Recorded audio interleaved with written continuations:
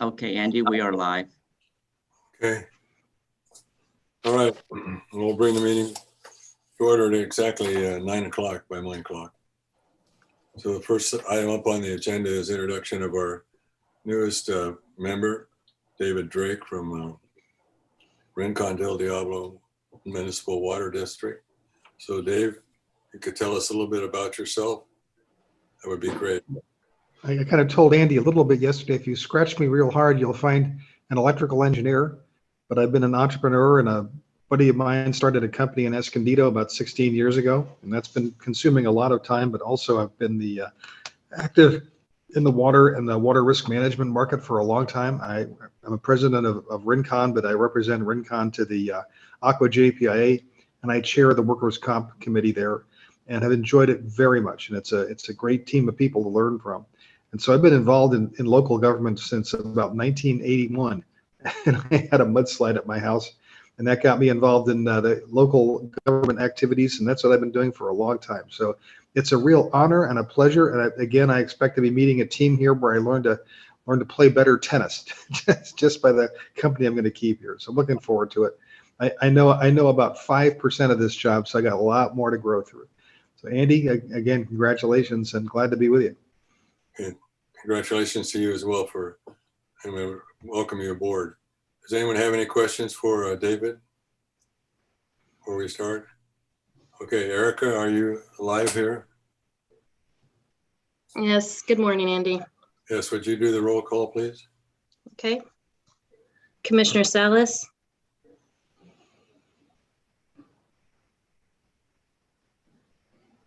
Here. Morning, thank you. I was opening a window. Commissioner Desmond? Absent. Commissioner Kate? Here. Commissioner McKenzie? Here. Commissioner Vanderlyn? Yes, I'm here. Commissioner Willis? Here. Commissioner McNamara? Here. Commissioner Vargas is absent. Alternate Commissioner Becker? Present. Alternate Commissioner Anderson? Here. He just stepped away for a moment, but he's here. Okay. No, Oh. I just said here. Okay, thank you. Alternate Commissioner Von Wilpert? Absent. Alternate Commissioner Drake? Here. Alternate Commissioner Mathis? Here. Okay. Alternate Commissioner Anderson will vote in place of Commissioner Desmond and Vargas, who are absent. So there is a virtual quorum per the governor's executive order with 7 members present. Good. So ends roll call. All right. Thank you, Erica. I've asked David to lead us in the pledge this morning. So do we have a flag somewhere you could pull up? Sorry for the last minute stuff. That's okay. Oh, there it is. Thank you. Please rise. I pledge allegiance to the flag of the United States of America and to the republic for which it stands, one nation, under God, indivisible, with liberty and justice for all. Thank you. Thank you. Okay, agenda review. King.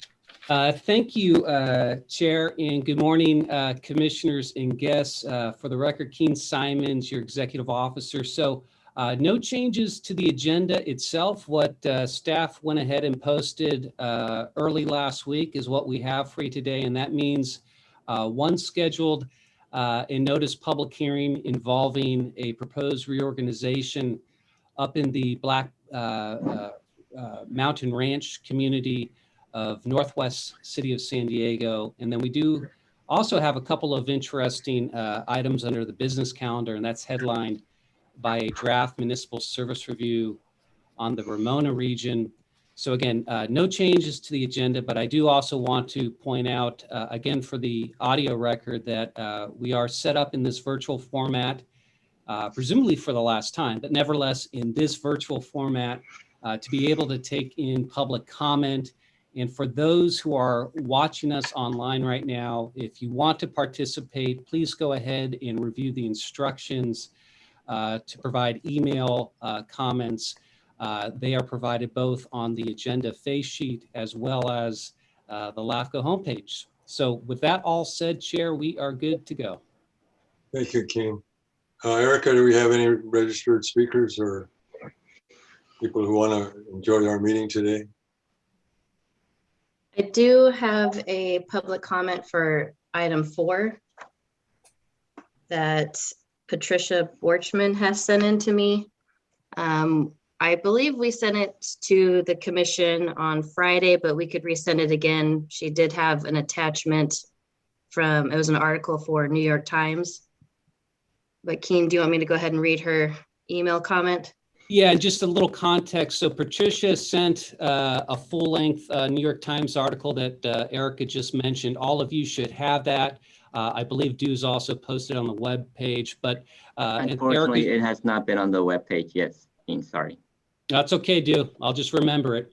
But nevertheless, we'll get that out to you, Commission, in a bit if you haven't gotten it. But Patricia's also sent a follow-up email comment that I'd like Erica to read into the record. I think it'll be less than 3 minutes.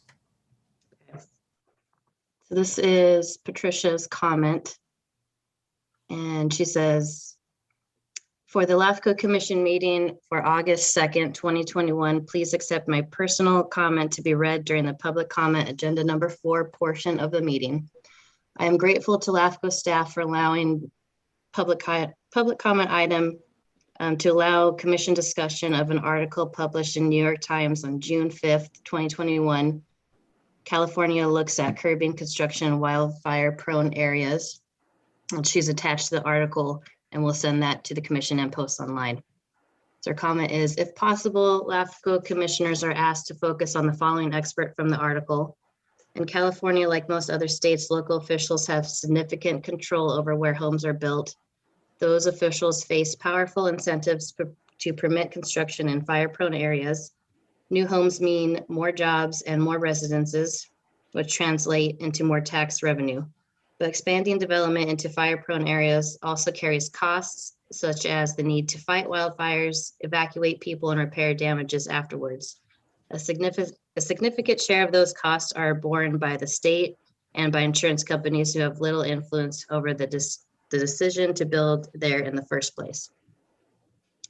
LAFCO Commission should consider the many critical wildfires that already consume much of California and Western states in 2021 that are largely uncontrolled, where brutal conditions have become mega fires that already cause even more devastating consequences. Stakeholders do not consider these extreme conditions and risks are merely a frivolous concern or a threat that does not deserve serious consideration or action by LAFCO on certain areas where LAFCO and other agencies do have authority. My email message is sent to alert LAFCO Commission of the community-driven issue that is of vital importance to many in San Diego, who want to see LAFCO develop a new policy instead of passive stance with no policy action. In a recent voicemail message, LAFCO analyst Priscilla Allen confirmed that LAFCO currently has no formal policy which explicitly limits locations where homes are constructed or applies restriction for homes located in very high severity fire hazard zones that are designed by CAL FIRE.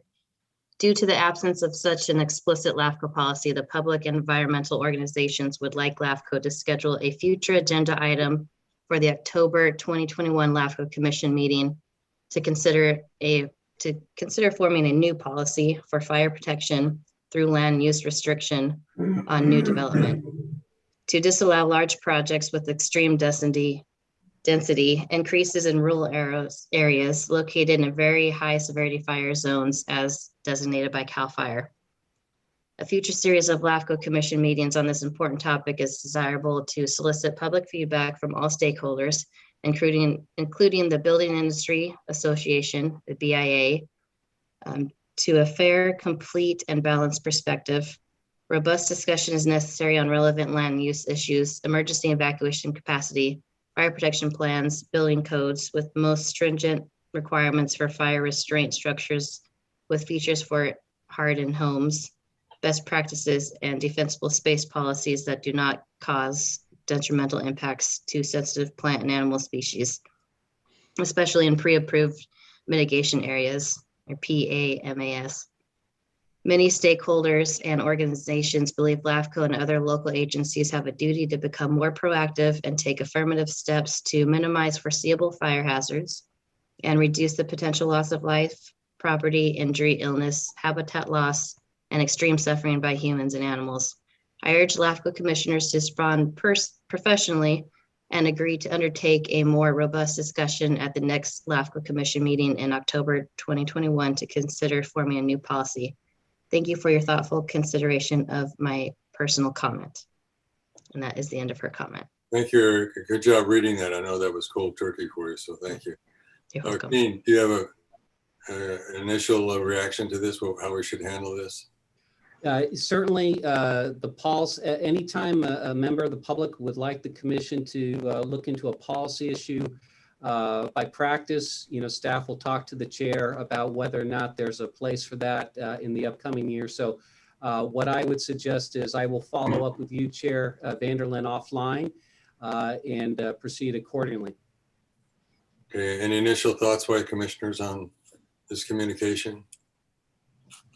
Harry? Yeah, I'm wondering, actual land use issues was certainly LAFCO as a player, but it seems to me that the jurisdiction over whether or not you can build in certain areas are master plan areas that are the responsibility of the elected officials of either the county or the various jurisdictions in which the land lies. So I'm not really sure what our jurisdiction is. Okay, any other comments? Yes, Joe. My hand keeps going down. You may want to look at the bills. There were several bills, and I don't know where they are in the process, but they did go into building within the high fire hazard areas. And a couple of them were just no building at all. Another one was building of large projects. So I think there's at least 2, maybe 3 or 4 bills that started out the year regarding this issue. Okay, any other comments? Well, I've thought for some time earlier when I was in the fire service, they used to do what they called prescribed burning, where they would, in the off season, the winter time, they would pick areas that are in high hazard and go out and just burn them out so that they weren't fuel just waiting for a match. That was been discontinued, I think, primarily for environmental reasons. I've talked to, just briefly and not specifically on target, with CAL FIRE. They're frustrated by it too. So and I know we have a delicate balance in terms of what kind of power or authority we have in this area, but anyway, I would like to see us pursue it. David? Yeah, whether we have a delicate balance or not, there's somebody with a thumb on the scale, and that's the insurance companies. Here in Eastern Escondido, we've had several hundred people get notifications from their insurance companies that they're just not covered anymore. I think the concern that Patricia Borchman has raised is an issue that's a serious one, and unfortunately, it's also an issue that everyone says, well, we don't have any authority over that. The other guys do. And so it just keeps sliding. What strikes me about LAFCO is we have a regional responsibility and a responsibility that spans across boundaries, and that there is something that we should consider. And one of them is the nature of things like we've done it at Rincon, looking at the emergency parking situation. The rural areas, the roads often are too narrow.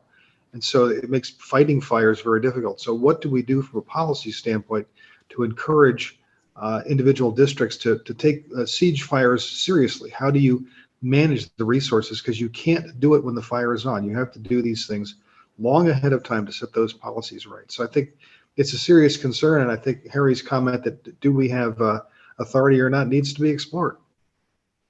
Okay, thank you. Anyone else?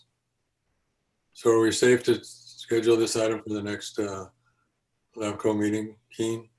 Well, we're certainly safe for you and I to maybe discuss it offline, and then we can certainly, at your discretion, Chair, we could bring back some form of an item and maybe parse out a potential placement on our work plan. Okay, what I'm sensing here is there's lots of sensitivity associated with this, so we need to have, if we're going to go out on it, we should go out with a plan in mind and an idea of what we can and can't do, and perhaps we even need to push the envelope a little bit. And if no one else is taking this responsibility, then perhaps we should try to figure something else that LAFCO could do. But so if everyone's good to go, I'll talk about this with Keen, and we'll bring at least a follow-up information and report to you the next meeting. Okay, thank you, Erica. So that really actually took us into the public comment area. Is there anyone online or would like to speak to this particular issue, even knowing that it's not on the agenda, so this would be information only? Okay, and Keen and I, you and I can get together and chat about this. Yes, Okay. thank you, sir. Let's see.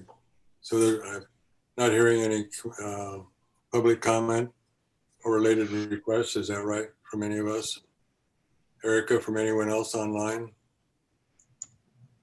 No other public comments. Okay, thank you. All right, we'll go to item 5, consent items, which include the minutes of, of our last meeting. And Joe, I think you had something on this.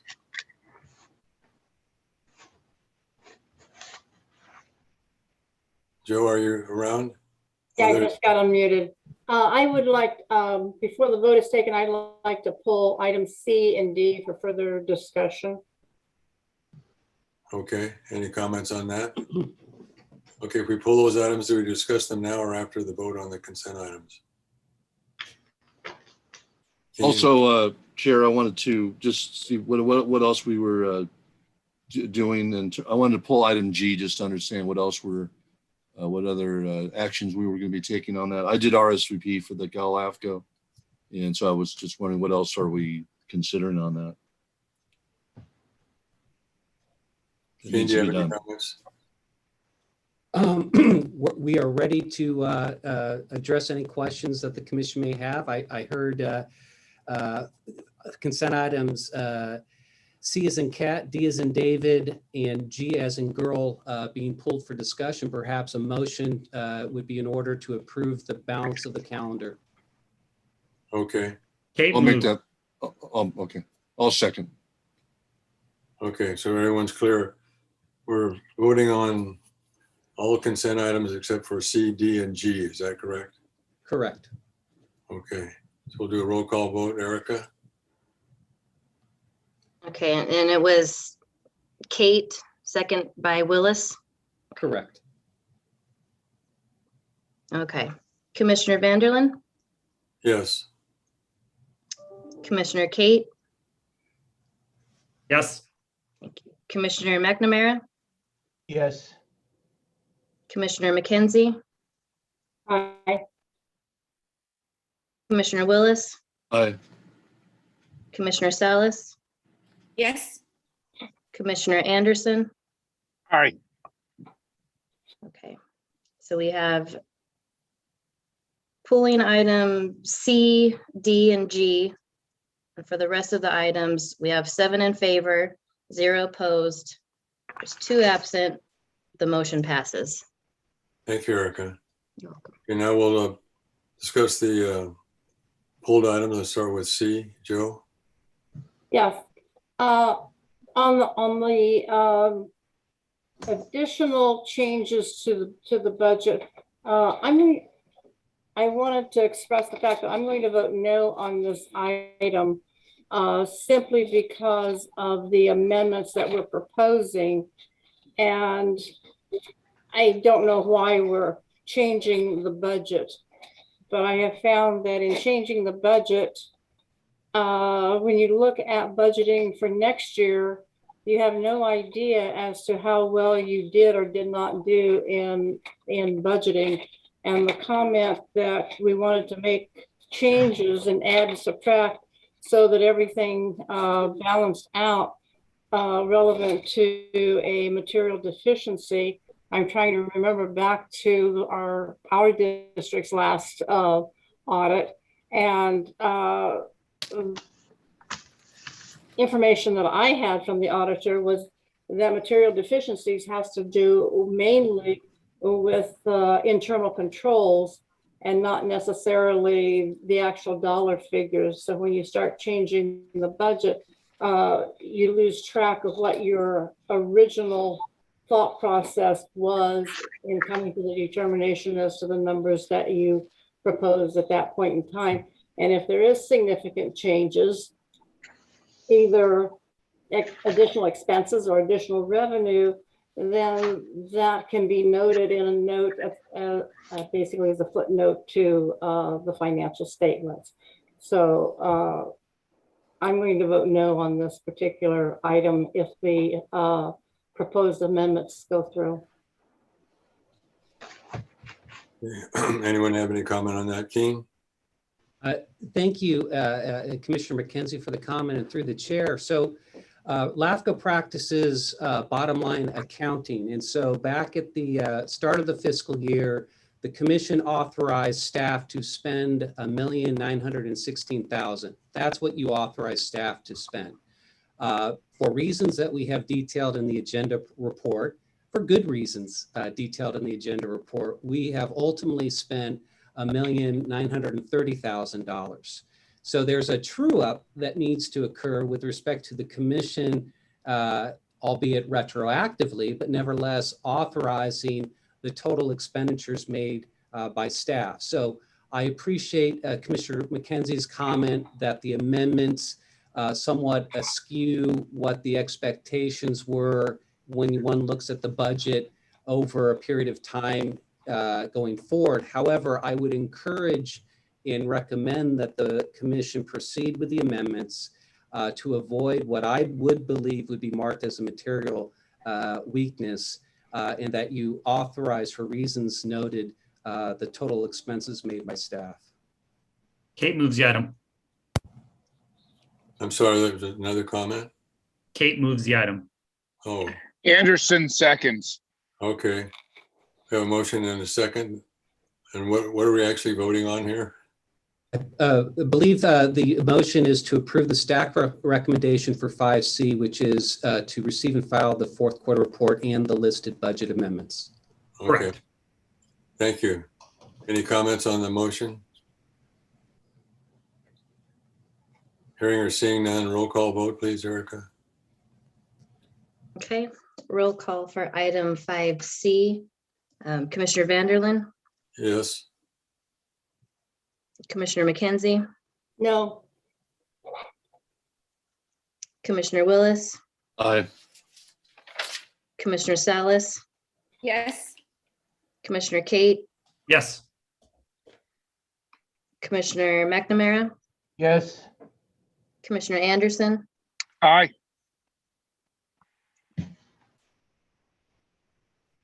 okay. So we have 6 in favor, 1 opposed, 2 absent. The motion passes. Okay, thank you.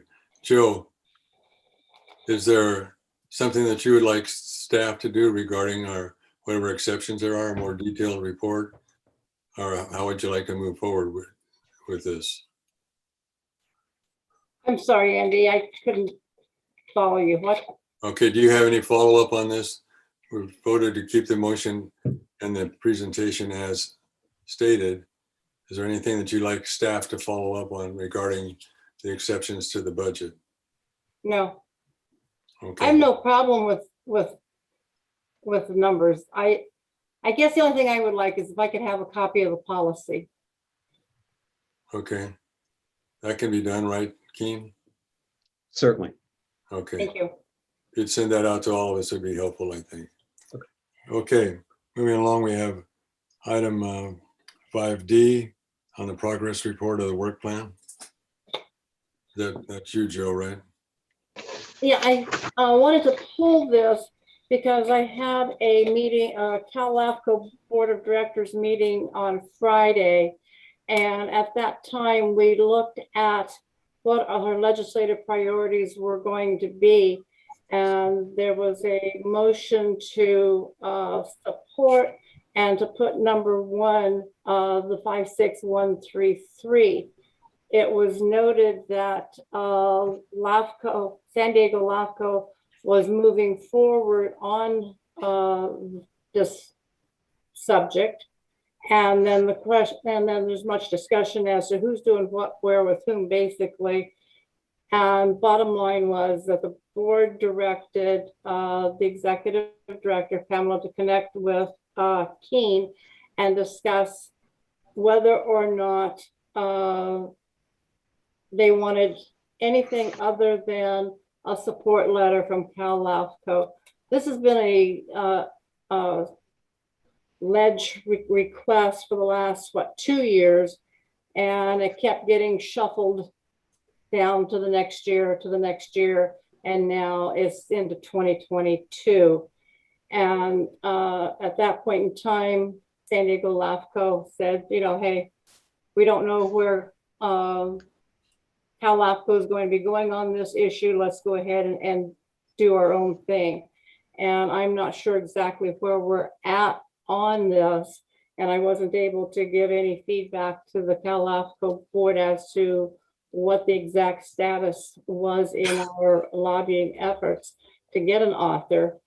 So that's the motion that was made in second, and it was a unanimous vote that one, we work, two things, we either work with Cal LAFCO either works with San Diego LAFCO on this issue, we back off, and we concentrate on our other two legislative priorities. And there just need to be communication as I said, who's doing what, where, with whom. And keep in mind, this is the end of the 2-year cycle. So what bills don't get through in 2022 need to start all over again, starting for 2023. This is the end of the 2-year cycle. So that's kind of an update as to the discussion. And I thought it kind of, impact was part of our work plan. And I just wanted to bring that up to the commission at this time. Joe, are you suggesting alternative 2 then on the recommendations then, or I don't know, it's all alternate too. continued consideration of the item? Well, I think it's probably discussion, and possibly we can get an update from Keene as to where we are, because that was one thing that Cal LAFCO board has changed the date. The date that Cal LAFCO goes out to the 58 LAFCOs and asks, okay, are there issues within Cortese, Knox, Hertzberg that you think need to be changed, modified? And it could be as simple as a typo or something like that, and it could be as extensive as the 56133. We had been asking for those comments to be done in October, to be received by October. Goes to the Ledge Committee, goes to the board, and then the executive director is, directed to go forward with these particular priorities. And we try not to have too many priorities because Cal LAFCO is a 501c3, which limits their ability to do a lot of lobbying. We have moved it up this year, that request from the other executive officers for the LAFCOs, simply because trying to get an author later in the year was next to impossible, simply because the legislators already had their plate full. And we don't know whether or not there's going to be any kind of a restriction on the number of bills that a legislator can in fact put forth. The number was 12 this year. but 12 times as many legislators as there are, still are a lot of bills to, to digest. So that was kind of the impetus of my comments. Thank you. Well, Chair Vanderlyn, if I could give a quick Please do, give us an update. response, and thank you, Commissioner McKenzie, for the update on the Cal LAFCO inquiry. So where San Diego LAFCO is on this project, well, it's listed as our fifth highest priority, and we are working on it. We have retained Adam Wilson, who's a consultant doing other work for us, to be our contact, both in terms of outreach among other LAFCOs, and then also stakeholder organizations, the League, and California Special Districts Association.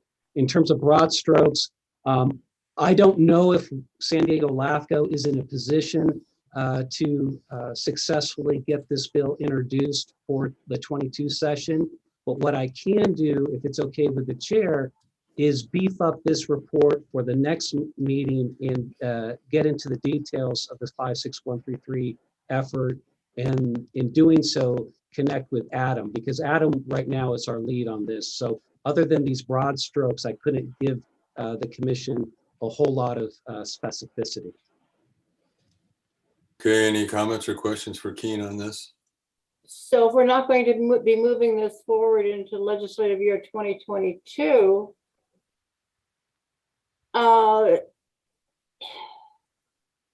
kind of Chair, if you fix in between here, that is it important enough for the other LAFCOs to get Cal LAFCO to move it forward this year? That's a question that's a question I have no. Okay, Keen. Through the chair, I'm not suggesting or supposing that San Diego LAFCO is not going to be able or be positioned to introduce legislation on this in 22. I just don't know the immediate status of it. Should Cal LAFCO now, after several years, be interested in pursuing this bill with us? That's great news. As Commissioner McKenzie noted, for the last few years, Cal LAFCO has decided other priorities were on its to-do list. So this is new input for your executive officer.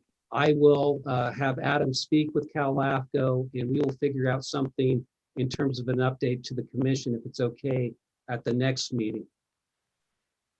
Yeah, that would be fine with me. Anyone else have any comments on that? Keen, Are we saying that we do want to continue this item or just approve as is for now? Well, I would suggest the staff recommendation to proceed with alternative one to receive and file is appropriate. And then with Commissioner McKenzie's request, the next report that we provide to you include a specific discussion on 56133 and to address the good questions that Commissioner McKenzie has about what is our game plan and how does it affect the other 57 LAFCOs. So I think that can be taken as direction, but the recommendation of alternative one stands. So your recommendation is to approve as is with those changes? With that direction, yes. Okay, so I make a motion that I'm sorry, go ahead. Keen, would you be able to communicate that comment to Cal LAFCO? Certainly. Thank you. Well, I do make a motion. We proceed with item D of approval. Second. Okay. And Keen, I did get a call from David West, who serves on the Cal LAFCO board. He was quite energized by the action that Cal LAFCO did because they've been basically not very interested so far, right? That's a good way to phrase it. Okay. So there's a bit of frustration here, and not to mention the legislative process itself. I have my own observations about Cal LAFCO that we could do for another commission item, but nevertheless. Yeah, I get that. Holly, are we in good ground here in terms of the way we're talking about moving on this? Yes. Okay. All right. Erica, roll call, please. Commissioner Vanderlyn, Yes. Commissioner McKenzie, Yes. Commissioner Willis, Aye. Commissioner Salas, Yes. Commissioner Kate, Yes. Commissioner McNamara, Yes. Commissioner Anderson. Aye. So we have 7 in favor, 0 opposed, 2 absent. The motion passes. Thank you, Erica. Now we'll move to item 5G. Barry, this is your pull. Yes. Keen, I was just looking over your EO notes on that. I was just, is there anything further that we need to do? So I've RSVP'd. So is there anything further that we need to do on this in terms of our commitment? That's just my basic question. No. So the item before you, in terms of actions, is to proceed with the recommendation to nominate Commissioner McKenzie for the open special district seat on the LAFCO board, Commissioner McKenzie being the incumbent, and then also to proceed with the appointments of Chair Vanderlyn and Commissioner McKenzie as your voting delegate and alternate delegate. As a side note, for any commissioner who's interested in attending LAFCO, and I know I spoke to Commissioner Becker also on this topic, please let Tammy know and we will get you registered. But other than that, the recommendation would be codified as alternative action 1. Okay, very good. So I do make a motion. We approve G as proposed. Second, Anderson seconds. Thank you. Any comments on the motion? Not roll call vote, please, Erica. Commissioner Vanderlyn, Yes. Commissioner McKenzie, Aye. Commissioner Willis, Aye. Commissioner Salas, Yes. Commissioner Kate, Yes. Commissioner McNamara, Yes. Commissioner Anderson. Aye. So we have 7 in favor, 0 opposed, with 2 absent. The motion passes. Okay, thank you. We now go to item 6, public hearing items. We have one item on there. It's the Avion reorganization. That is true, Commissioner. And we have Priscilla Allen to present that hearing item. Priscilla, all you. Thank you, Chair and Commission. Good morning. My name is Priscilla Allen, Staff Analyst with San Diego LAFCO. So this public hearing has been noticed for the Commission to consider a multifaceted reorganization proposal filed by the Hain Municipal Water District on behalf of an interested landowner, Lennar Homes of California, and their 41.5-acre parcel in the city of San Diego's Black Mountain Ranch area. And as shown up on the screen, if we could please put the PowerPoint up. Thank you. Sorry for the delay there. Thank you. So the proposal comes to the Commission for the explicit purpose of making wastewater service available to accommodate the planned development of the affected territory into 84 multifamily homes for a subdivision known as Avion, and is subject of a tentative approval by the City of San Diego as of September 2020. There are 3 related approvals needed from the Commission today to proceed and make this development happen. The first, the Commission is being asked to annex all of the affected territory into the Hain Municipal Water District. Second, the Commission is being asked to concurrently expand the Hain Municipal Water District's activated wastewater service area to include all of the affected territory, as they are the successor agency of the Forest Ranch Sanitation District. Third, and as an internal prerequisite to the others, the Commission should consider an amendment to the Hain Municipal Water District's sphere of influence to include all of the affected territory. With these 3 needed approvals noted, the agenda report before the Commission proceeds to address all of the factors required for consideration under both statute and local policy, and includes focusing the timing of the reorganization proposal relative to the Commission's growth management tasks. Staff concludes that the supporting SECA documentation produced by the City of San Diego as lead agency for 2 of the jurisdictional changes to be sufficient, and we recommend conditional approval with the latter including both our own standard terms as well as terms requested by a Livenhain Municipal Water District. The referenced sphere amendment is also part of the recommended approval, with LAFCO serving as the lead agency under SECA and finding the action exempt under the general rule provision. So we're available to address questions, and then we do have representatives of Lennar Homes available to the commission should you have any questions. Thank you. Okay, any questions from the commissioners? Yes. Yes, I do. Barry? So just overall, it was the understanding from the city of San Diego, they did not have the infrastructure to handle this. So therefore, even though it's the city of San Diego, Livenhain had the infrastructure to handle it, and the city of San Diego signed off on it, so to speak. Yes. Is that a good summary? Yes, so there's infrastructure on Wine Creek Drive, which is just adjacent to this proposed project and as part of the Heritage Bluffs project. Did that answer your question, Barry? Yes, and then is there any opposition from anybody on this? Find that out in a minute. Any other commissioners' comments? No? Okay, we'll open the public hearing then on item 6A. Do we have any speakers on this item, Erica?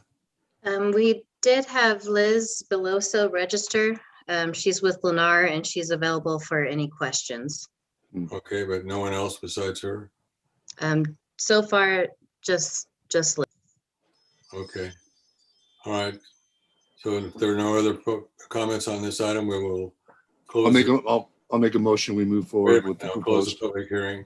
Joe, you raising your hand now? Well, I have it up. I'm sorry, I didn't see There we you. go. I know, it's hard to tell. Sorry. No, I just have a question of staff real quick. The development that's to the west, on Rubin Court and so forth, those are being served by the city? Wastewater is being serviced by Livenhain as well, and those were part of past actions through LAFCO to service them through Livenhain. Okay, but they're...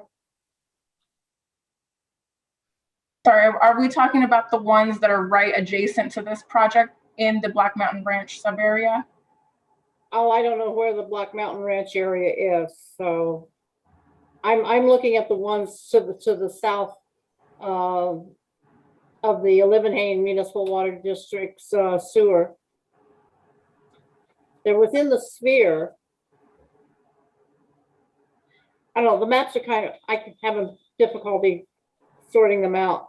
But it's on Rubin Court and Andrea. They're not within the Livenhain Water District.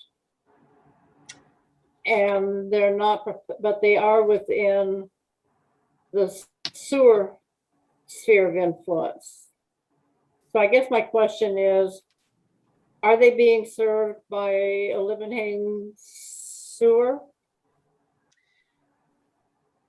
I will say I'm not 100% certain. I believe the projects to the south are City of San Diego, but the projects that are to the east and north of the proposal and the affected territory that we're speaking of is serviced through Livenhain.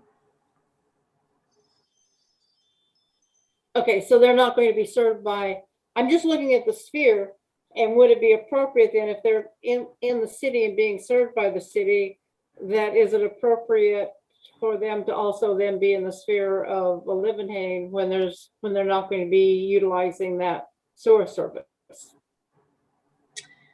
Well, let me jump in. So, Chair Vanderlyn, to answer Commissioner McKenzie's question, two things. One is I know we have both Liz Beloso and then perhaps Richard Miller, who's the project manager on this for the applicant side, might have a better understanding of the specifics of surrounding uses in terms of connectivity to the city of San Diego or Livenhain. But I will add on my end, about 10 years ago, LAFCO, when we dissolved, I think, Priscilla, it was the 4S Ranch Sanitation District. And Cielo. Yes. We created these unique wastewater spheres for Liverhane that in this case and in others are outside the actual district sphere. So looking at the maps themselves may not be as intuitive as one would think as to match up who's actually serving what. But in general, I think Priscilla's comment is on point that wastewater services for this and all the areas to the immediate west, east, and north are Liverhane based on infrastructure location, and everything south in this Black Mountain Ranch is actually within connection of the city of San Diego's wastewater area. This would not be the ideal first day of LAFCO sphere planning for students because, again, we have some unique lines moving around here. If that doesn't answer your question, Commissioner McKenzie, perhaps we could coerce Ms. Bellaso or Mr. Miller to help staff out a bit. Richard, are you on? I am. Do you have any comments on this item? I can, yes, just a second. Basically what Keen just explained is completely correct. Back in 1998, and for a number of years, the city of San Diego has anticipated that this portion of Black Mountain Ranch would be served by a Liverhane because the city could not efficiently sewer it. And the commission, as recently as 4 years ago, approved the Heritage Bluffs project, which is in Black Mountain Ranch, which is immediately adjacent to the north and is being sewered by a Liverhane. So this is just really a follow-up that has been acknowledged for a number of years. Okay, thank you, Richard. If we haven't officially closed the public hearing, we'll close it now. So commissioners, any more questions or concerns about this item before we call for a vote? If there is none, a motion would be in order for approval. Kate Andy, moved. a question. Sorry. Yes, Chris, was that you motion? Yes, thank you. Is there a second? Let's see. Second. I'm sorry, David first, and then Barry. I'm looking at, is this on page 85? Is that the map we're looking at in principle?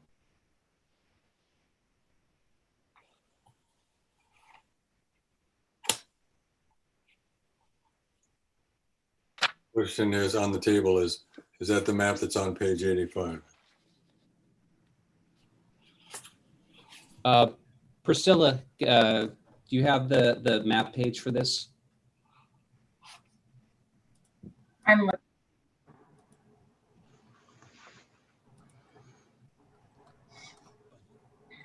I'm sorry. I think it's 85 and 86. Okay, I can see it on page 86. Okay. Thank you. Barry, did you have a comment? No, I was one. David, are you finished? Are you done? Yes, I'm fine. No. Okay, so my hand is raising to make a motion that we move forward with the proposal. Before that, do we have another comment? I thought someone else had wanted to speak. I said second. Yes. Solid second. Okay. Do we have a motion and a second for approval of item 6A? Well, roll call. And again, Erica, it was Commissioner Kate made the motion, Commissioner Salas made the second, and Barry was a close third, but nevertheless. Okay. Thank you for the clarification, King. I thought I lowered my hand here. What happened here? Okay. You're still under arrest. I'm lowered now. Erica, roll call, please. Okay, roll call for item 6A. Commissioner Vanderlyn, Yes. Commissioner Kate, Yes. Commissioner McNamara, Yes. Commissioner McKenzie, Yes. Commissioner Willis, Aye. Commissioner Salas, Yes. Commissioner Anderson, Aye. So we have 7 in favor, 0 opposed, with 2 absent. The motion passes. Yeah. Thank you for the discussion on that as well. Okay, looks like we're now going to the business calendar, item 7A, the municipal service review, the draft municipal service review for Ramona region. Keen? Thank you, Chair. So I'm going to start this item off quickly on my end before I hand over the bulk of the presentation to Priscilla Allen. This item being, as the Chair just mentioned, the draft municipal service review report that your staff has prepared on the Ramona region. And from my perspective, or for my offering to the commission, what I wanted to do is talk a little bit about goal setting in getting you this item. And there are 3 particular objectives staff just wants to put out on the table as you take this item in. And the first one, of course, being this is your staff's opportunity to communicate with you and the public what we believe to be the key takeaways generated to date in this scheduled and required check-in on the Ramona region, and as Priscilla will mention, the Ramona Municipal Water District, relative to your task and statute to regularly check in on the availability, need, and ultimately the adequacy of governmental services, all of which tie in to your growth management task. And that includes, Commission, ultimately being in a position where you take a final municipal service review and you apply it forward, and it informs your related but separate tasks to update spheres of influence. And also to inform jurisdictional changes, right? Whether they come to you out of the region from agencies, landowners, or voters, or Commission, if you feel strongly enough about a certain topic, you yourself can initiate your own jurisdictional change, at least when it comes to special districts, their formation, perhaps their consolidation, or even their dissolution. So that's the primary objective, right? Staff communicating what we see to be the primary takeaways in this required check-in. Now, the second and third goals here are certainly related, but it's for the public and then the commission to start giving us some feedback on whether we're hitting the mark in terms of this review, and or if there's some course corrections that need to be taken as we start to pivot from today and get you a final report with actionable items as early as your October meeting. So those are the goals we have in mind for the commission today. What I'd like Priscilla to do is now to narrate what are, or at least from our perspective, what are the key takeaways in terms of key themes and specific recommendations. And then I might offer up a comment or two after Priscilla's done. So Priscilla, it is all yours. Yes, thank you. So if you could just please pull up the PowerPoint for me.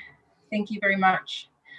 So thank you, Commission. As Keen mentioned, before the Commission today is a draft municipal service review on the unincorporated Ramona region that focuses on the principal local governmental agency, the Ramona Municipal Water District. The item comes to the Commission as a holdover from last year's work plan and part of San Diego LAFCO's 5-year study schedule, as Keen said, to independently assess local governmental services relative to the needs of the community as the Commission sees fit, and also to serve as the Commission's instrument in state law to exercise a considerable amount of power to facilitate boundary changes or initiate its own certain reorganizations, such as forming, consolidating, or dissolving special districts. So if you can move up for me on the next slide, and we'll just get over to the next as well. So Dew is going to pull up Google Earth for us, and you'll see here the Ramona Municipal Water District and Ramona region relative to the surrounding area.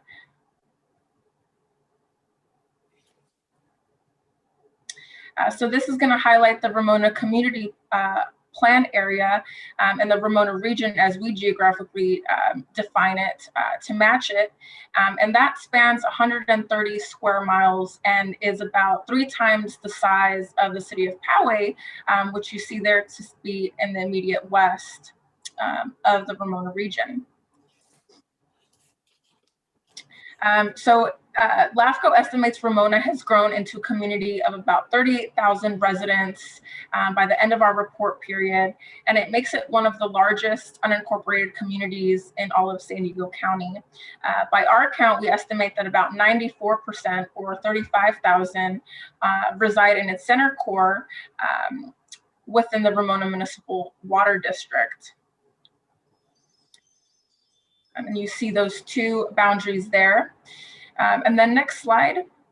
So Ramona Municipal Water District was formed in 1956 as a successor agency to the Ramona Irrigation District.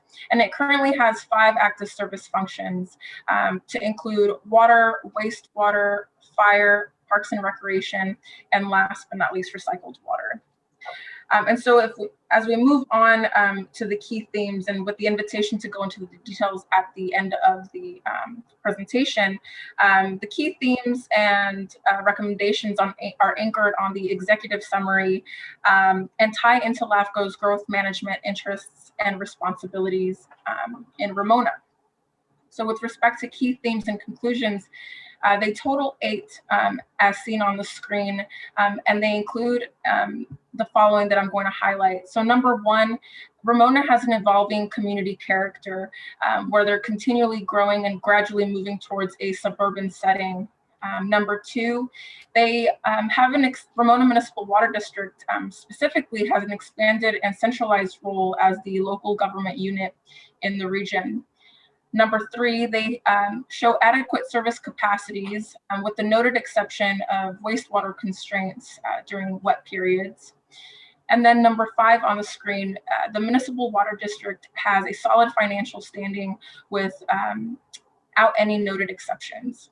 So those were some of the main takeaways about the Municipal Water District that tie into our recommendations, which are going to be on the next few slides. So with respect to these recommendations, there are a total of 14, and they're summarized on the following 3 slides. But we'll jump over to that last slide.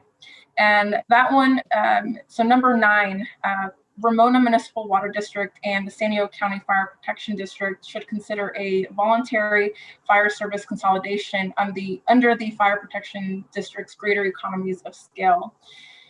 Number 12 on the screen, Ramona Municipal Water District has reached its natural limit as a municipal water district under its Principal Act. And it would make sense for the Municipal Water District's board to perhaps work with LAFCO and assess the merits of reorganizing into a community services district. And then number 11, LAFCO should prepare an informational report to address incorporation standards, related opportunities, as well as challenges as an informational resource moving forward. And so last, I just want to note that staff has worked really closely with community stakeholders, and this does include staff from the Ramona Municipal Water District. Unfortunately, during the last couple of weeks, we have been unable to communicate. So we don't have feedback on the report right now from the Municipal Water District, but they were invited to attend, and staff did provide a presentation to their board on July 13th. Where we just gave a high-level staff presentation on municipal service reviews. And then we also have scheduled for August 5th, this upcoming Thursday at 7 p.m. to attend the Ramona Community Planning Group meeting. And this would give the opportunity for the community to give us input on this municipal service review. So with that, I'm going to turn it back to our Executive Officer, Keen. Thank you. Priscilla, outstanding job. And just for the benefit of some context, Commission, this is the second municipal service review that Priscilla had to take up as project manager kind of midway through the process due to some staffing changes on our end. So very much appreciate Priscilla hitting the ground running on this item. So quickly, there are these 14 specific recommendations, 3 of which, as Priscilla highlighted, we think elevate into our movie trailer, if you will, and that's why we highlighted them, right? So the first one being, for reasons that we're ready to detail, and we have Ed Sprague on the line, our fire services consultant, we think that there's merit for Ramona Municipal Water District to hand off fire services over to the now recently created San Diego County Fire Protection District. And Ed is ready to go into some detail on this topic. And I know we have a representative from County Fire on the line as well. With respect to the other two, I would offer up, these are kind of cool notional LAFCO activities that merit discussion. And what better time to bring these things up than a municipal service review? So the first one being, hey, the municipal water district has evolved over 50 years. We think that if there's any more evolving, it really should be in the form of a community services district. Me and Priscilla are ready and happy to go into more detail on that. And then the third and final one, and I appreciate there could be some sensitivity to this, so that's why I wanted to jump in and add a couple of comments. LAFCO staff is not certainly articulating or suggesting that the Ramona community start getting their incorporation papers ready and go file with LAFCO. That's not what we're suggesting. But what we are contemplating is, we know every so often the community of Ramona has expressed interest in incorporating and taking fate into their own hands. What we see as a value that LAFCO can provide to the community is to offer up an agnostic white paper with the principal audience being Ramona, but it could be applied to Fallbrook, it could be applied to Rancho Santa Fe as well, advising here are the current thresholds when it comes to incorporation. And then offer up some broad strokes as to where, in this case, Ramona falls in that discussion, and leave it at that. And in doing so, we just provide the community and LAFCO and other public agencies a baseline of understanding where this community may be towards an incorporation discussion. As your executive officer, I think it's reasonable to assume that the current, status quo of no incorporations having been done in San Diego since Commissioner Becker's Solana Beach and Encinitas came into the fold in 1986. It's been now a good amount of time. At some point, that's going to change. There will be another incorporation in San Diego County. Maybe not in the next 5 years, but presumably at some point in the future. We think we could offer up at least a tool to understand what that discussion is. So I wanted to offer that up. Chair Vanderlyn, I know we do have some registered speakers for this. It's not a public hearing, but we certainly would encourage getting all the input we can on this. And then at last but not least, we want to hear from the commission. Are we in the strike zone, or are some course corrections needed? So thank you so much. Thank you, Keen. Are there any comments from anyone on this issue that aren't on the commission? No? Do we have someone on? I'm sorry, Erica. Sorry, Chair. We did have a registered speaker, Jeff Pemberton with CAL FIRE. Jeff, are you there? I am here. Do you have any comments on this issue? Hi. Jeff, do you want to speak on this item? Well, I can't get my camera working. We're always challenged during these times to get all of our technology up and running. Good afternoon or good morning, Commission and guests. My name is Jeff Pemberton. I proudly serve as Chief Meacham, the County Fire Chief, and the CAL FIRE Unit Chiefs, Deputy Fire Chief for the northern portion of San Diego County. We currently do have fire protection agreements with Ramona, with CAL FIRE directly. We absolutely appreciate their partnership and have been there for many years servicing them. We would ask of the commissioners that if there is a decision to change, that we make that decision from the board, from the Ramona Water District. They've been a great partner, and we walk hand in hand with them, and we continue to do so for future years at what they choose as a community to balance out their services. Thank you. Thank you. Ed Sprague, do you have any comments? Good morning, Commission. Ed Sprague. Just want to chime in on the recommendation. Yes, in concert with Chief Pemberton and the Ramona board. The Ramona Municipal Water District does have a standing board that's looking into fire services, a subcommittee, and they're in ongoing conversations with CAL FIRE. They have a solid relationship, long-term relationship with CAL FIRE under contract, the Ramona Municipal Water District. And it seemed during this study period, looking at that CAL FIRE is doing a great job providing the services to the community. But there's some opportunities to enhance the service delivery as came up. One was to look at response times, make sure that the response times are meeting, the county standards, or maybe even have Ramona Municipal Water District Board of Directors establish response times as a criteria for judgment on the services provided.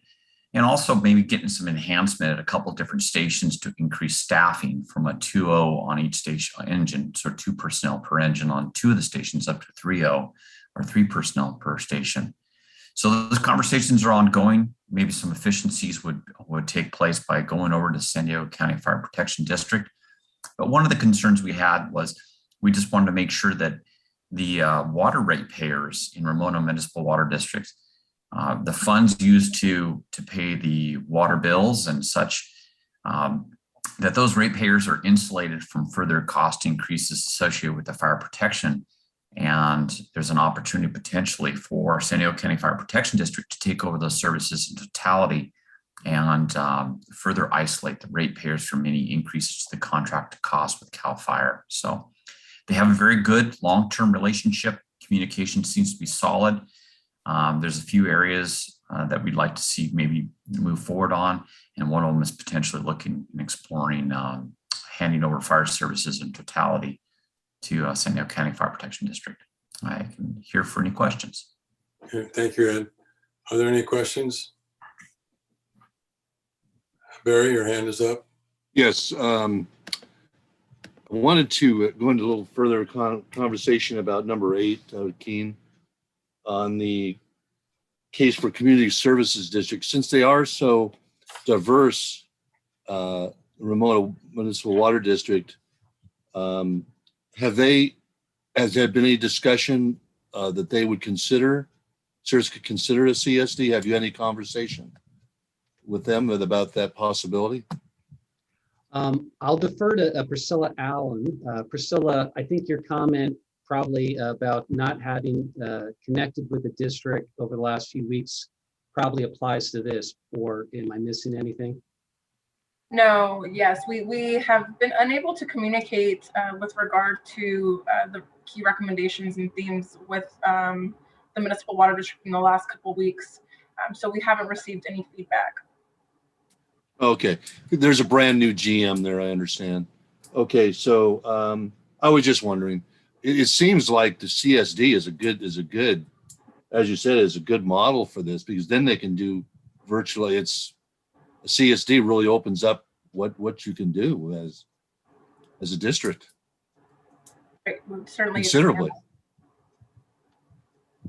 Okay. So that's my only comments. Thank you. All right, any other comments from people online, Erica? Yes, I did receive one email comment. It was from Herman Reddick with the San Diego County Fire Protection District. And he says, "Good morning. The draft MSR in the Ramona region is supported by County Fire. Ramona MWD has been a great partner with us, and we continue our contract with them on fire code enforcement. We will continue our partnership and assistance with the Ramona MWD to continue to improve their fire protection and emergency medical services in the future." He says, "Sincerely, Herman Reddick, Director of the San Diego County Fire Protection District." Okay. All right. Any other questions or comments? So again, this is just discussion. There's no action item on this. So, right? Right. Anything from you, Ken? You need some further direction from us, or are we all good here? I see that Commissioner Drake may have a comment, but no, this is just our check-in to make sure as Priscilla pivots towards a final document, we can hold the commission accountable to saying, hey, we didn't mention this at the last meeting, but nevertheless, this is for your feedback opportunity. Okay, sorry, Mr. Hand there, David. Go ahead. That's all right.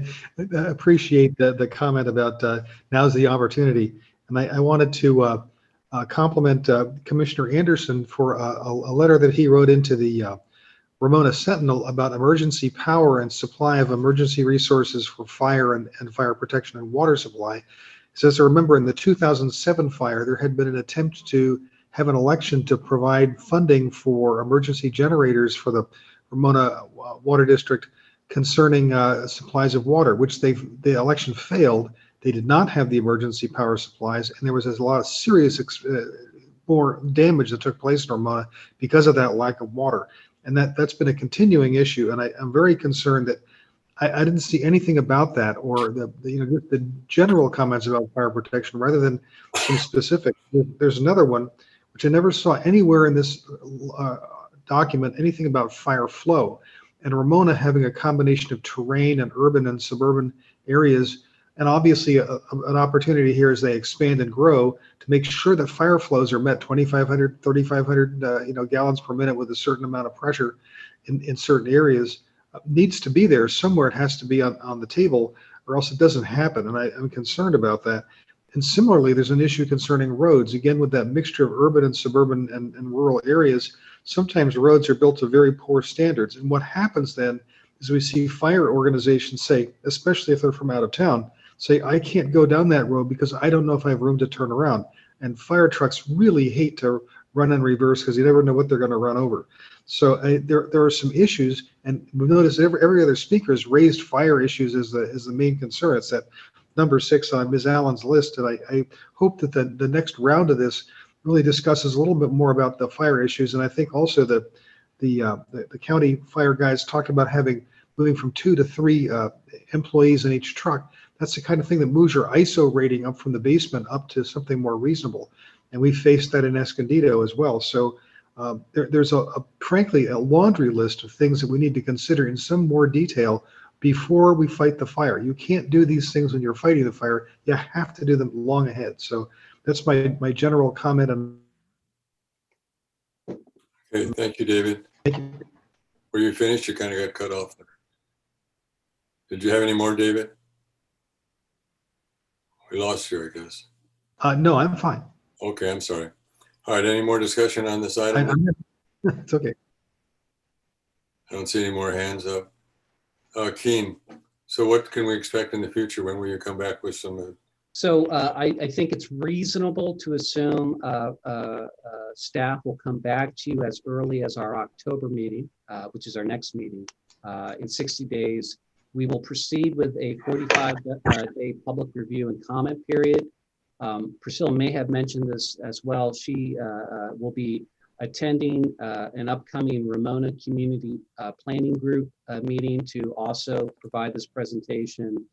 And then certainly, Commission, you are welcome to email us or communicate with us directly if there's any thoughts that come up after today's meeting.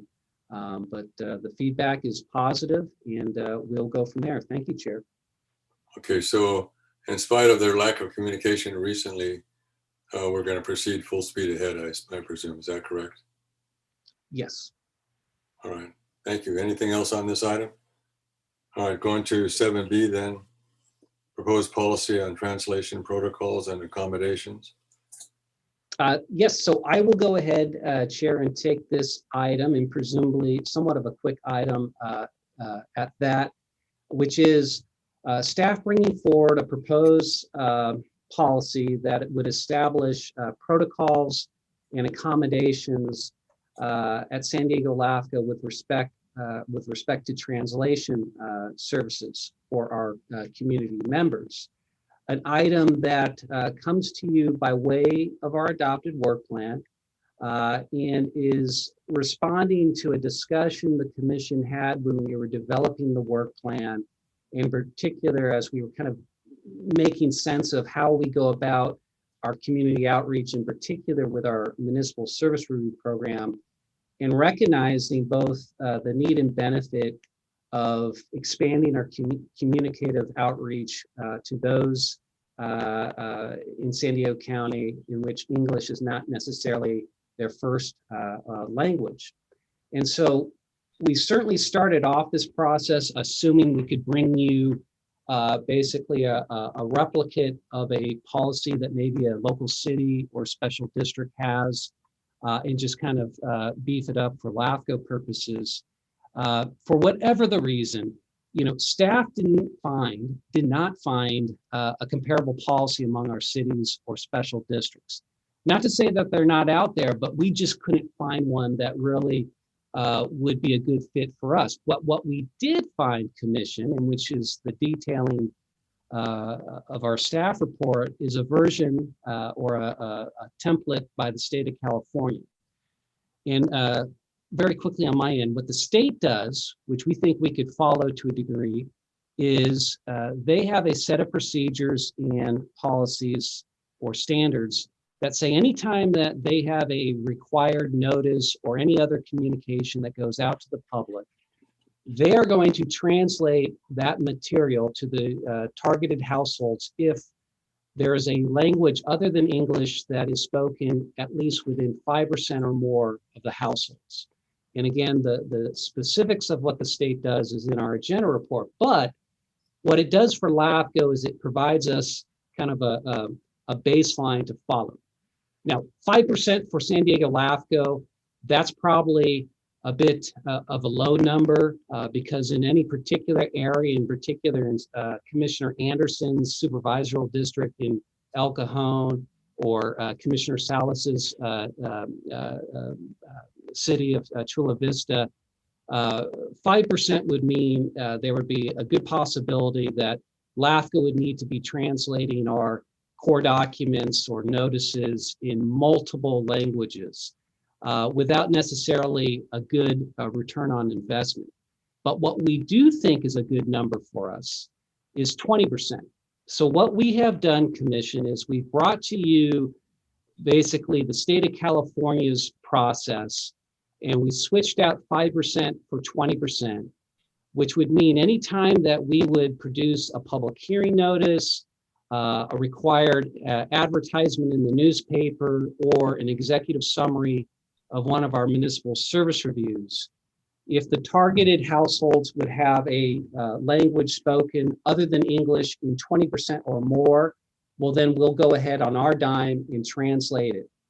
And the reason why 20% makes sense to us is because we know right now 24% of San Diego County households identify Spanish as the language spoken at home.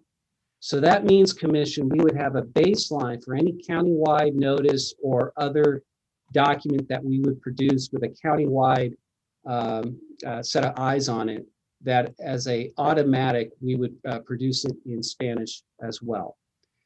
We think that's a good start to this translation policy and protocols at San Diego LAFCO, and certainly one that over time we can come back and revisit and improve as needed.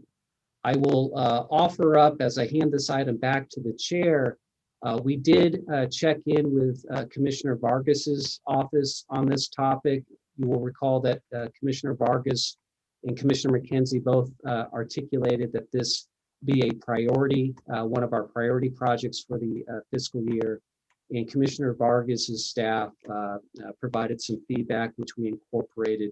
And I'm pleased, at least I haven't heard otherwise, that they are good with this proposed policy as well. So this is for the commission to consider and presumably approve with any as you see fit.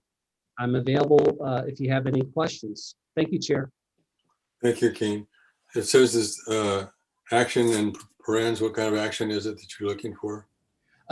Alternative action one would be to approve the proposed policy as provided as an attachment to your agenda, to the agenda report. Okay. All right, commission comments? Keen, yes, Keen. The $10,000 to $15,000 range, how did you get to that figure? Thank you, Commissioner Willis, and through the chair. So we have, being the clever ones at staff, have already started to do some of this translation for at least our executive summaries in the MSRs over the last few months. And so we know that to do the executive summaries is about $1,000, give or take, each time we do it. And so assuming we have a handful of executive summaries to produce a given year, plus a handful of countywide notices that we would probably be doing, I think 10 to 15,000 is a fair estimate, and certainly something that we can absorb without any budget amendment. Okay, does that answer your question, Barry? Well, I'm just concerned that, when you give an estimate, a lot of times it ends up being a lot higher than what you anticipate. So I'm just trying to get an idea of exactly how you got to that figure. Well, and I will add, as the commission can attest, staff's not afraid to propose budget amendments. So if we are going forward with an overspend, we will make it right with the budget. But I think 10 to 15,000 is a fair estimate. Okay, thank you. The budget is a working document, so we can handle that. Dave? A work in progress, right? Yeah. Dave? Yes, one thought struck me, Keen, is considering the volume of the changing of documents and the fact that almost all the documents start electronically. Are you giving consideration to a lot of machine translation rather than human translation? Good question, Commissioner Drake. So a couple of responses. So we, like most local agencies now on our online, on our website, incorporate the Google translation service. Hold on one second. There we are. And so the online documentation and anything we post online has the ability to translate. However, when you consider the syntax and all of the things that go into making sure that when we produce recommendations that have some significance, we want to make sure that there is a qualified third-party vendor who is attesting that that the translation is accurate and appropriate. And so that's part of the cost, right? Using a third-party vendor to be able to attest that whatever we've asked them to translate has been translated appropriately with all the appropriate reflections and syntax included. Thank you, Keen. Okay, any other questions or comments here? Good report, Keen and Priscilla, thank you. Okay. So we are asking Chair Vanderlyn for the commission to take up our alternative action 1 by motion. Okay. I'll move to approve. I'll second. Okay, motion by Joe, second by Barry. Any questions or comments on the motion? Hearing none, should we do a roll call vote on this, King? Commission Council? Holly? Do we need a roll call vote on this or just? We do. Okay, roll call please, Erica. Okay, so roll call for item 7B, Commissioner Vanderlyn, Yes. Commissioner Kate, Yes. Commissioner McNamara, Yes. Commissioner McKenzie, Yes. Commissioner Willis, Aye. Commissioner Salas, Yes. Commissioner Anderson. Aye. So we have 7 in favor, 0 opposed, with 2 absent. The motion passes. Thank you. This is like Danny, this is like a small comparison to what the registrar of voters goes to. It's like a small sample of that, of what they have to go through. Just an FYI, Kane, do we have any Spanish speakers on staff? Yes, Priscilla proudly is our main interpreter. And if need be, I can do enough French to get out of a jam, if need be. Okay. Well, Priscilla, you're a triple threat there. Thank you for that. Keen, Okay. did you say get out of a jam or get out of jail? Both, and that they're explicitly in my mind. whatever, he's had some experience in that area, it sounds like. Okay, so we have where Our we- last item is 7C, and I will stand by the agenda report. This is a retroactive reimplementation of a cost of living adjustment. Be happy to answer any questions. It was pretty well spelled out in the staff report. Is there any questions or comments on this item? I'll move to approve. A motion to approve by Joe. I'll second. Okay, Barry, you've been our seconder this time. I know. All right, so motion and a second. Roll call vote, please. Okay, roll call for item 7C. Commissioner Vanderlyn, Yes. Commissioner Kate, Yes. Commissioner McNamara, Yes. Commissioner McKenzie, Aye. Commissioner Willis, Aye. Commissioner Salas, Yes. Commissioner Anderson. Aye.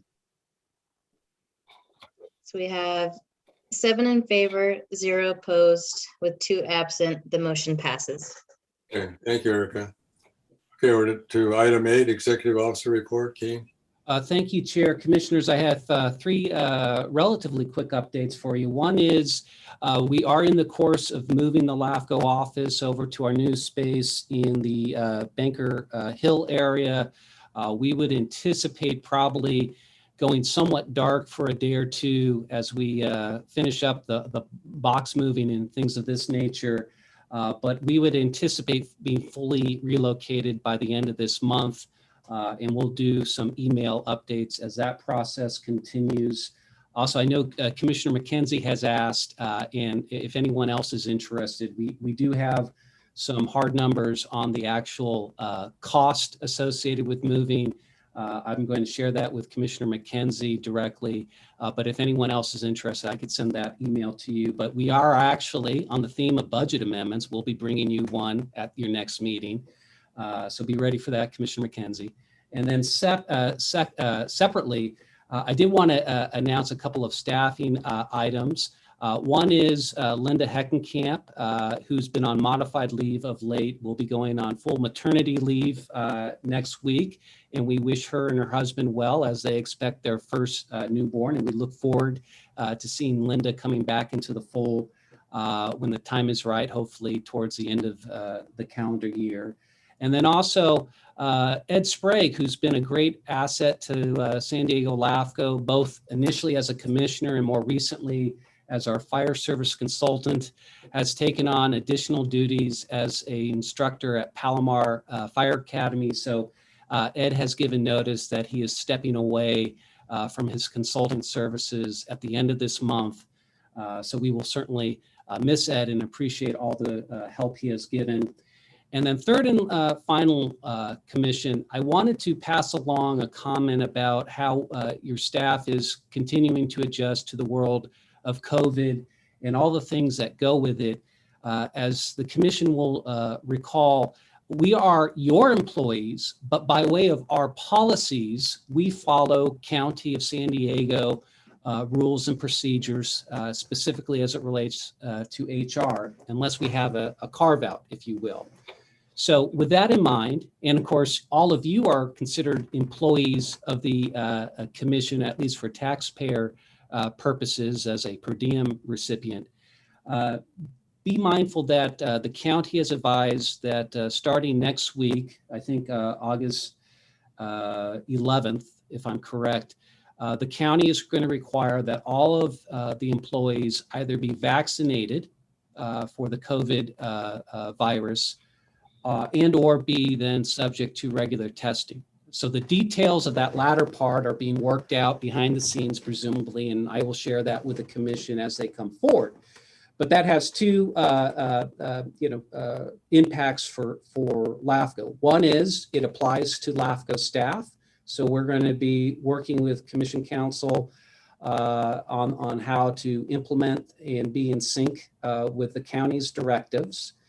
And then also it does apply to the commission to the degree that we are at our next meeting going to be meeting at a county facility.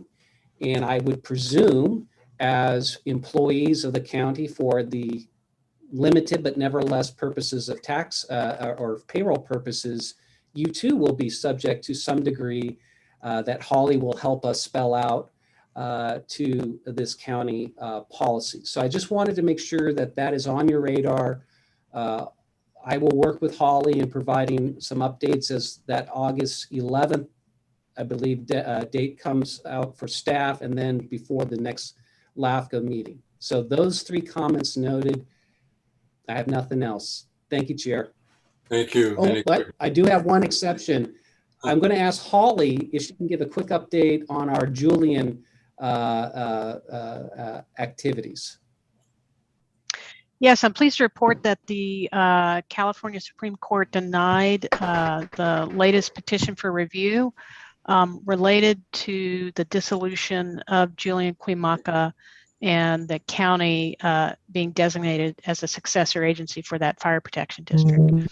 With that, the remitter issued back to the trial court, and that in regular circumstances, that would have wrapped it all up. For LAFCO's purposes, it has wrapped it all up and brought some closure to LAFCO's approval of the dissolution and the conducting authority procedure that happened, and then the election that the county administered. There's a bit of a wrinkle in that the county now is trying to obtain the funds that were transferred to the volunteer firefighters lawyers trust account, and which had been held in trust according to a prior court order, but which is now, there's a skirmish between the county and the attorney about who is entitled to the money, with the attorney claiming he's entitled to keep part or all of it as a lien for his attorney's fees. So the county council is dealing with that. LAFCO is out of it. We're almost done, but at least for LAFCO's purposes, we're all the way done. Okay, thank you. I know some of you weren't on board when we started this whole Julian thing. Are there any questions for Holly about current or past activities there? Finally. What's that, Joe? No, my comment was just finally. Yeah. Okay. Dave, did you raise your hand or no? Dave, did you have a question? I guess not. Okay. Commissioner comments, announcements, requests for future items on the agenda. Chair, I'd just like to make, this is not necessarily directly related to LAFCO, but as you know, I've been out visiting all the special districts. I'm about 3/4 of the way through. David, I'm going to be visiting you soon. I see it's the second Tuesday of the month. Looking forward to seeing you. And I'd like to talk to you, by the way, when you get a chance. I'll leave a message for you at your district. This drought, we have to have, I'm just so concerned how the water rates are going up. I found out one cemetery district is paying $21,000 a month for water. We're going to do $21,000 a month, a cemetery district. Anyway, we have got to, I don't know why we're not sounding the alarm more to deal with this drought and water reclamation, not letting the water run off to the ocean. And I don't know, it's not a simple solution, but we need to sound the alarm. We have to have all hands on deck, and I'm going to do talking to everybody about this. I just wanted to make a general comment. This doesn't necessarily relate exactly to LAFCO, Andy, but I just felt compelled to say something about it. Thank you. Okay. Any comments on Mayor Willis's comments? Yes, Joe. I just want to give hopefully a 2-minute update on the Cal LAFCO Board of Directors meeting that I attended on Friday. Is that the recruitment for the executive director is moving forward. The close of applications is next Friday, and Pamela's present executive director, her contract ends December 31st. The conference is still on. It's in October, first week in October. And it's going to be at the Hyatt in Irvine. Elections will be held on, actually, the elections nominations need to be into Cal LAFCO September 7th. And as of last board meeting, all positions that are up for election had someone running, except for the coastal area, the public position doesn't have a candidate yet, but all other positions that are open do have candidates. Awards committee report, any awards that are proposed, those need to be into Cal LAFCO by August 13th. We did discuss then legislative priorities, as I alluded to in the earlier, and after 56133, we also discussed the indemnity clause. Many LAFCOs have an indemnity clause, and San Luis Obispo was sued over that issue, and the Supreme Court decided, and they lost, and the Supreme Court would not hear the case, and the judge's comment, and I will read it, is that there is no implied powers for LAFCO to request indemnification, and that this is LAFCO's remedy is with the legislature. And every attorney has a different opinion as to that position. So the question is then, where do we go? And other LAFCOs are finding a way to work around it. And then we had the omnibus bill that is moving forward. And then protest provisions, I kind of report on that every month, every other month. And there has been no movement whatsoever on that work that the task force has done. It's been kind of stymied, held up, not moved by CSDA. And we have an upcoming legislative committee meeting, and we'll probably be discussing it at that point in time. But we're looking at, and it was brought up and no decision was made, if CSDA continues to basically not respond, then the question is whether or not Cal LAFCO would move this forward as a separate entity. And no, like I said, no decision was made on that. And that ends my report. Thank you. And Joe, you won your seat, right? For CSDA? Yeah. Yes. Congratulations. Thank you. I'm glad you're there. Thank you. Thank you, Joe. Joe's been a very long-serving member of a lot of committees and commissions, but thank you for your representation for us on the Cal LAFCO Commission, Joe. You worked very hard. Thank you. Great Indeed. report. Indeed. Okay. Any other commissioner comments, thoughts, ideas? No? Ed, are you still on? Yes, sir. And thank you very much for your service. It's been my pleasure. And we're great to have, it's great to have you in the Palomar Fire Service Academy. I mean, my goodness, you're shaping the lives of a lot of young men as you did in your career. So thank you for that, for your service. Thank you. I just took over as chair of the Public Safety Department. So I'm in charge of administration of justice and the fire technology curriculum. So it's going to be a good couple of years. So yeah. Wow. Congratulations, Ed. Way to go. Way to go, Ed. We're well served. Congratulations. I'll be around. I'm always a phone call away, but it'll be interesting. So thank you. Thank you. All right, David, oh, that's just a thumbs up. I just wanted to congratulate Ed, and thank you again. Okay. Anything else then, Holly? Anything else we need to do to wrap this up? Oh, I do have a question. No. Does anyone know what the temperature is like in Julian these days? I don't know, it's 89 here in San Marcos.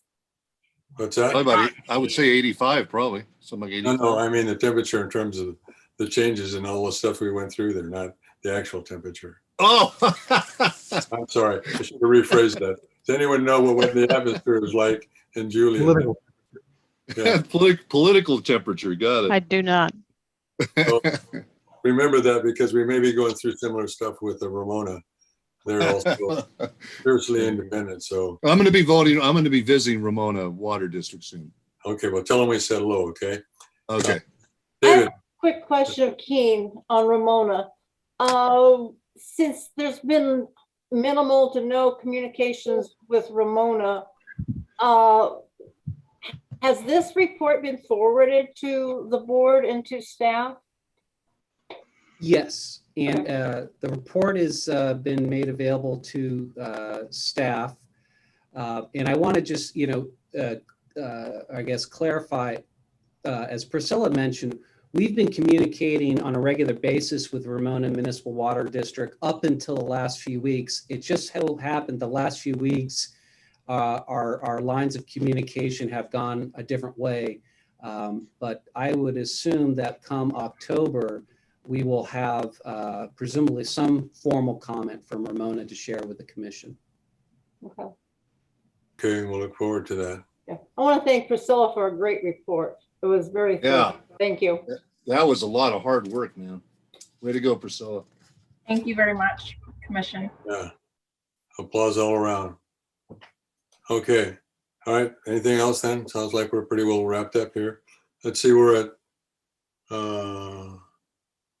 15 minutes over Keen's prediction that it would go 90 minutes. So a lot Do of we need to people- vote do we need to vote to adjourn?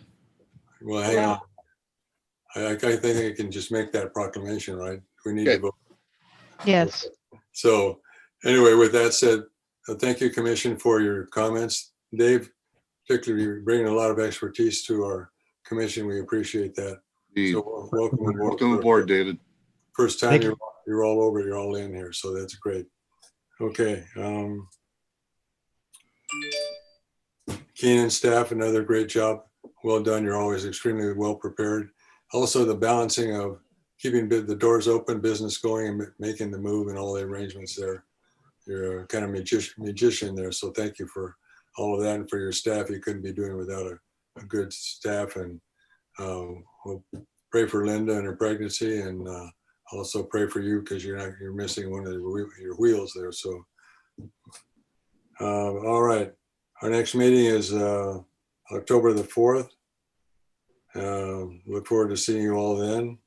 And that will be in person, Chair, just to make sure the commission has that on their mind. We are switching back to in-person, room 302 at the county admin building, Monday, October 4th. Okay, and you'll be sending out the county requirements regarding COVID? Yes. Prior to that, so we know what to do. I'll coordinate. So it is room 302 again? Yes. Keen, you said? Okay, great. Thanks.